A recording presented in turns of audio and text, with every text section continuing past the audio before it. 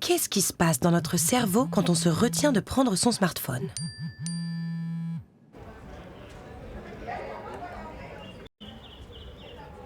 Alors pour lutter contre les comportements compulsifs, on exerce ce qu'on appelle le contrôle cognitif. Ça consiste d'abord à suspendre l'action.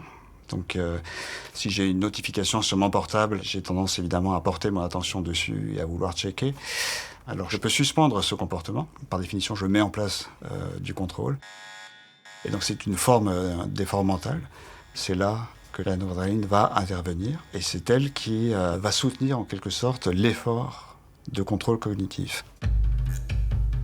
La noradrénaline, un neuromodulateur produit dans une zone appelée locus coeruleus, dont le rôle a été démontré par une expérience avec un singe et 2 manettes.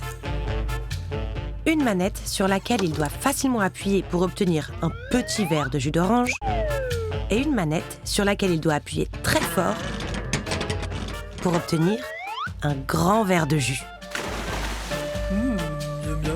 Naturellement, le singe préfère faire un effort pour avoir plus de jus d'orange. Les chercheurs ont alors découvert que si on injecte une substance qui abaisse le taux de noradrénaline, le singe choisit délibérément d'exercer moins d'efforts. Cette expérience met ainsi en évidence le rôle central de la noradrénaline dans la gestion de l'effort.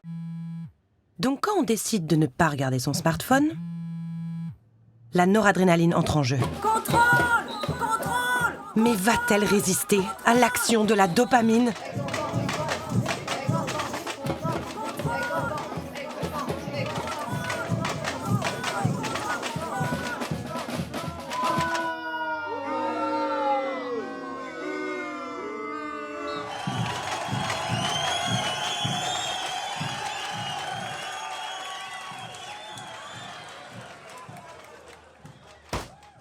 La découverte très récente de ce rôle de la noradrénaline éclaire la diversité de circuits et de molécules qui agissent dans notre cerveau, nous offrant des ressources pour contrer les effets de la dopamine.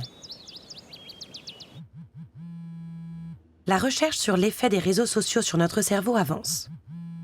Mais les chercheurs se heurtent à des obstacles, car les applications changent régulièrement. Et les données permettant de comprendre le fonctionnement des applis sont très difficilement accessibles, car propriété des entreprises de la tech.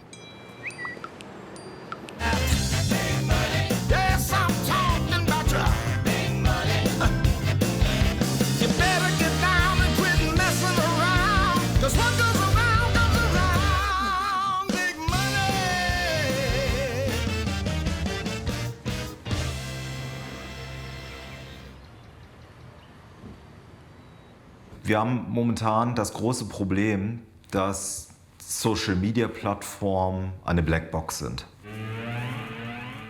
Wir haben als unabhängige Akademiker und AkademikerInnen haben wir keine Möglichkeit, auf die Daten der Plattform zuzugreifen. Momentan muss man sich vorstellen, es sind auf einer der Meta-Plattformen, also Facebook, Instagram, WhatsApp, sind über 3 Milliarden Menschen geschätzt unterwegs. Das ist ein unglaublich mächtiger Datenpool, den nur bestimmte Wissenschaftler und Wissenschaftlerinnen anzapfen können, nämlich die dort im Wesentlichen bei den Tech-Konzernen arbeiten. Car les plateformes ont des laboratoires de recherche internes qui constamment mènent des études à l'insu des utilisateurs. L'équipe du laboratoire de Facebook a ainsi publié les résultats d'une expérience intitulée « Contagion émotionnelle ».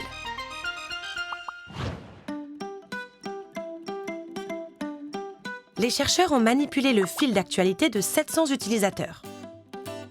Ils ont augmenté le nombre de posts contenant des émotions positives pour un groupe et de posts avec des émotions négatives pour un autre. Ils ont ainsi mis en évidence que plus on reçoit de posts négatifs, plus on poste du contenu négatif.